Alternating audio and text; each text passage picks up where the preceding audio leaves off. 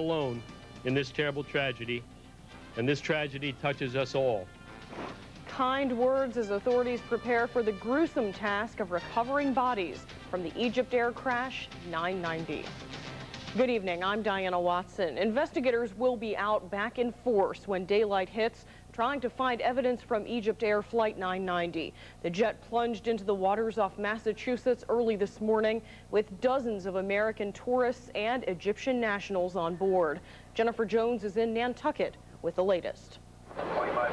As the sun set on the Massachusetts coast, hope of finding any survivors also faded. After a day-long search, Coast Guard officials found pieces of the plane and at least one body, but no miracles.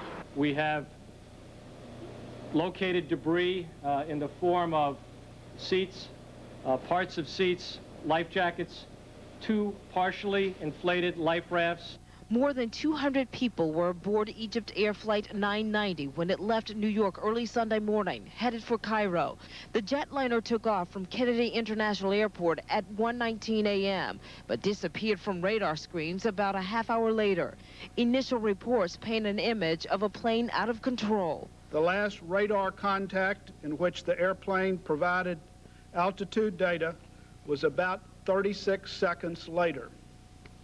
At that time, the airplane had descended to 19,100 feet, a very rapid descent.